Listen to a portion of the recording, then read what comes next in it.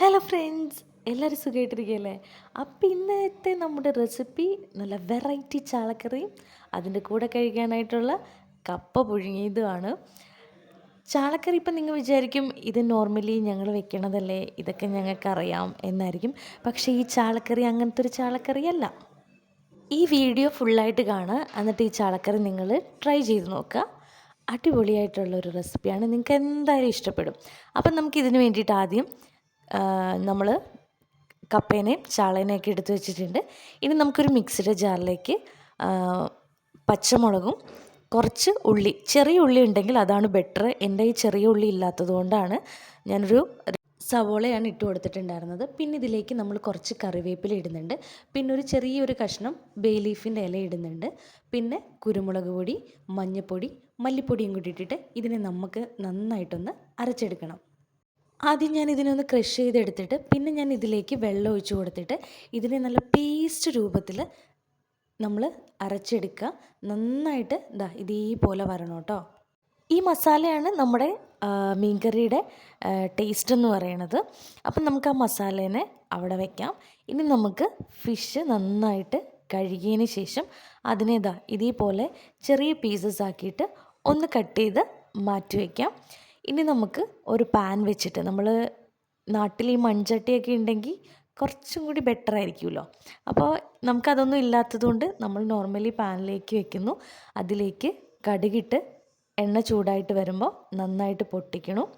പിന്നെ കുറച്ച് ഉലുവ, കുറച്ച് വലിയ ജീരകവും കുറച്ച് ചെറിയ ജീരകവും കൂടിയിട്ട് ഞാൻ പാനിലേക്ക് ആഡ് ചെയ്യുന്നുണ്ട്. പിന്നെ 3-4 വെളുത്തുള്ളി അരിഞ്ഞതും കൂടി ഇട്ടിട്ട് അതിനെ ജസ്റ്റ് നമുക്കൊന്ന് മൂപ്പിച്ചെടുക്കാം. ഇനി നമുക്ക് ഈ മീൻകറിക്ക് ഒഴിച്ചു കൂടാൻ പറ്റാത്ത വേറൊരു ഇൻഗ്രീഡിയൻ്റാണ് നമ്മുടെ കറിവേപ്പില. അപ്പോൾ അതും കൂടി ഇട്ടിട്ട് നമുക്കിതിനെ നന്നായിട്ടൊന്ന് മൂപ്പിച്ചെടുക്കാം. അതൊന്ന് നന്നായിട്ട് മൂത്ത് വരുമ്പോൾ ഇതിലേക്ക് ഞാൻ 2 സവോളയാണ് എടുത്തിരിക്കുന്നത്. നിങ്ങളുടെ കയ്യിൽ ചെറിയ ഉള്ളി ഉണ്ടെന്നുണ്ടെങ്കിൽ അതാണ് ഏറ്റവും ബെറ്റർ ഓപ്ഷൻ. എൻ്റെ കയ്യിൽ അതില്ലാത്തത് കൊണ്ടാണ്. അപ്പോൾ ഒരു സവോള ഇട്ടിട്ട് കുറച്ച് ചെറിയ ഉള്ളിയും കൂടെ അതിൻ്റെ കൂട്ടത്തിൽ ഇട്ട് കൊടുത്താൽ അത് നന്നായിരിക്കും. പിന്നെ ഞാൻ കുറച്ച് ഉപ്പും കൂടി ഇട്ട് കൊടുക്കുന്നുണ്ട്. പിന്നെ ഇതിലേക്ക് ഇഞ്ചിയും വെളുത്തുള്ളിയും പച്ചമുളകും കൂടി അരച്ച പേസ്റ്റും കൂടിയിട്ട് ഞാൻ ഇട്ടിട്ട് അതിൻ്റെ ഒരു പച്ചമണം മാറാൻ വേണ്ടിയിട്ട് അതും കൂടി നമുക്ക് നന്നായിട്ടൊന്ന് ഇളക്കി കൊടുക്കാം. അതൊരു 3 മിനിറ്റ് കുക്കായി കഴിയുമ്പോൾ അതിലേക്ക് അരിഞ്ഞു വെച്ചിരിക്കുന്ന തക്കാളീനെ ഞാൻ ഇടുന്നുണ്ട്. ഒരു വലിയ തക്കാളിയായിരുന്നു ഞാൻ ഇട്ടിട്ടുണ്ടായിരുന്നത്. ഇനി നമ്മുടെ മസാലേനെ എന്ത് ചെയ്യുക, ഇതിലേക്ക് ഇട്ട് കൊടുക്കാം. എന്നിട്ട് നമുക്ക് അതിനെ ജസ്റ്റ് ഒരു മിനിറ്റ് ഒന്ന് ഇളക്കി കൊടുക്കാം. ഇളക്കി കൊടുത്ത് ആ ഒരു മസാല നമ്മുടെ ആ ഒരു തക്കാളിയും ഉള്ളിയൊക്കെ ആയിട്ടൊന്ന് മിക്സായിട്ട് വരട്ടെ. എന്നിട്ട് നമുക്കിതിലേക്ക് നമ്മുടെ ആവശ്യത്തിനനുസരിച്ചിട്ടുള്ള വെള്ളം കൂടി ഒഴിച്ചു കൊടുക്കാം. ഇപ്പോൾ ഒരുപാട് ലൂസായിട്ടുള്ള കൺസിസ്റ്റൻസിയിൽ വേണമെന്നുണ്ടെങ്കിൽ നിങ്ങൾക്ക് നന്നായിട്ട് വെള്ളം ഒഴിക്കാം. ചില ആളുകൾക്ക് കുറുകിയ കറിയായിരിക്കും ഇഷ്ടം. അപ്പോൾ അതിനനുസരിച്ചിട്ടുള്ള വെള്ളം ഒഴിച്ചാൽ മതിയാവും. പിന്നെ ഞാനേ ഒരു ചെറിയ പാത്രത്തിൽ കുറച്ച് ചൂടുവെള്ളത്തിൽ കുടംപുളി ഇട്ട് വെച്ചിട്ടുണ്ടായിരുന്നു. അപ്പോൾ അതും കൂടി ഞാൻ ഇതിലേക്ക് ഇട്ട് കൊടുത്തിട്ടുണ്ട്. പിന്നെ ഒരു 2 പച്ചമുളക് വെറുതെ അങ്ങനെ കീറി ഇട്ടിട്ടുണ്ട് കേട്ടോ. അപ്പോഴേക്കും നമ്മുടെ കറി നന്നായിട്ട് തിളച്ച് വരുന്ന സമയത്ത് നമുക്കിതിലേക്ക് കഴുകി വെച്ചിരിക്കുന്ന മീനിനെ ഇട്ട് കൊടുക്കാം. അപ്പം നിങ്ങളിത് ഇളക്കുമ്പം പ്രത്യേകം ഇതിങ്ങനെ പൊടിഞ്ഞു പോകാണ്ട് ശ്രദ്ധിക്കുക കേട്ടോ. അപ്പം കുറച്ച് കെയർഫുള്ളി അത് ഇളക്കി കൊടുക്കുക. അപ്പം ഞാൻ മീനൊക്കെ ഇട്ടിട്ടുണ്ട്. ഇതിനെ നമുക്ക് ഇതേപോലെ ഈ മസാലയിലേക്കൊന്ന് നന്നായിട്ട് ഡംപ് ചെയ്ത് വയ്ക്കാം. അതിൻ്റെ മേലെ ഞാൻ കുറച്ച് വെളുത്തുള്ളി അരിഞ്ഞിട്ട്, അതായത് ഒരു 2 അല്ലി വെളുത്തുള്ളി അരിഞ്ഞതും കൂടി ഇട്ട് കൊടുത്തിട്ടുണ്ട്. അപ്പോൾ അത് അവിടെ വേവട്ടെ. അപ്പോൾ അതിന് കോമ്പിനേഷനായിട്ട് നമുക്ക് മെയിനായിട്ട് എന്താ വേണ്ടത്, കൊള്ളി, അതായത് കപ്പ. അപ്പോൾ ഞാൻ ആ കപ്പേനെ ഒന്ന് ക്ലീൻ ചെയ്തെടുത്തിട്ട് കപ്പയൊന്ന് മുങ്ങിക്കിടക്കണ പാകത്തിൽ വെള്ളം ഒഴിച്ചിട്ട് നമുക്കതിലേക്ക് കുറച്ച് ഉപ്പും കൂടി ഇട്ടിട്ട് ഇതിനെ നമുക്ക് മൂടി വെച്ചിട്ട് ഒന്ന് വേവിച്ചെടുക്കാം. അപ്പോൾ അതൊരു 3/4 വേവാകുമ്പോഴേക്കും നമുക്ക് ഈ വെള്ളം ഒന്ന് ഊറ്റിക്കളയാം. അപ്പം ഞാൻ ഒരു സ്ട്രെയിനറിലേക്ക് ആ വെള്ളം ഒന്ന് ഊറ്റിയെടുക്കുന്നുണ്ട്. അതിനുശേഷം നമുക്കിത് വീണ്ടും നമ്മൾ ആ സെയിം വേവിച്ച പാത്രത്തിലേക്ക് തന്നെ ഒന്ന് തിരിച്ചിടാം.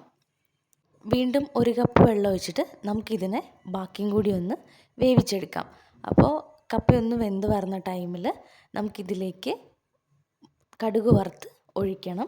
ഞാൻ അതിന് വേണ്ടിയിട്ട് ഒരു പാൻ വെച്ചിട്ട് അത് ചൂടാക്കുന്നുണ്ട്. ഇനി നമ്മളിതിലേക്ക് കുറച്ച് വെളിച്ചെണ്ണയാണ് കേട്ടോ ഒഴിച്ചിട്ടുണ്ടായിരുന്നത്. അപ്പോൾ വെളിച്ചെണ്ണ ഒഴിക്കുക. വെളിച്ചെണ്ണ ചൂടായിട്ട് വരുമ്പം കടുകിട്ടിട്ട് നന്നായിട്ട് അതിനൊന്ന് പൊട്ടിക്കുക.